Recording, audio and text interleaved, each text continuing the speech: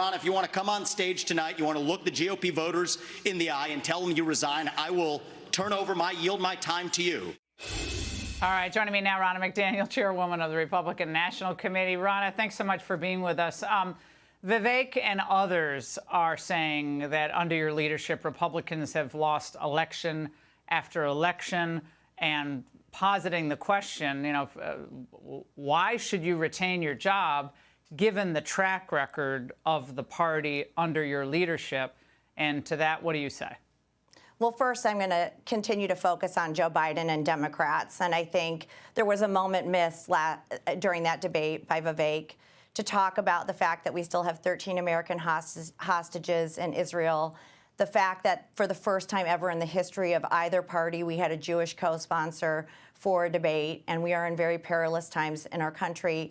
And I do think Republican voters, and I hear this echoed all the time, are tired of the circular firing squad within our party, and they're saying, can we please talk about Joe Biden and the Democrats and the border and fentanyl and crime and what's happening to our kids and inflation.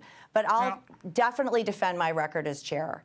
Listen, yeah, I mean, Ronna, I think I agree with you. Let me just say, I mean, all that you just said, I couldn't agree with more.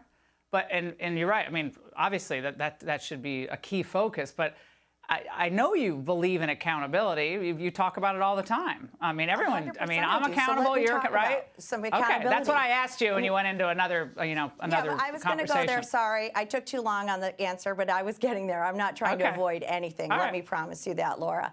Listen, when Vivek didn't vote in 2016, I was leading Michigan to the first win in history in 30 years. In 2018, we defied the odds. We got 3 senators, people like Josh Hawley, that allowed President Trump to build the largest conservative majority on the Supreme Court. In 2022, the RNC, which is a turnout machine, right? We're not the messengers. We don't create the messages for the campaigns. Those are the consultants who get very well paid. Well, one of the things, though, Ronna, that happened was, I think in Virginia, people were wondering where the money was, whether they were going to get some help from the RNC.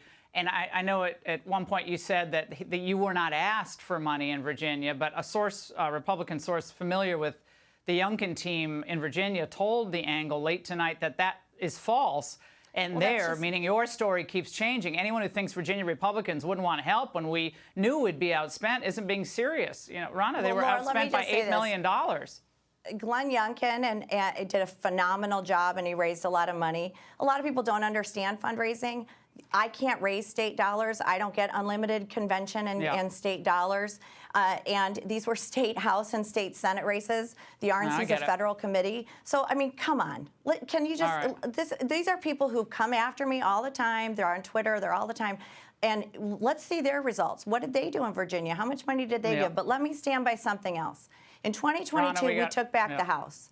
And the RNC is part of that. We're building the road. And we're launching Bank Your Vote. We've got to do that. Ronna, we got to roll, but thank you for joining us tonight. We have a lot more to get to next. Hey, Sean Hannity here. Hey, click here to subscribe to Fox News YouTube page and catch our hottest interviews and most compelling analysis. You will not get it anywhere else.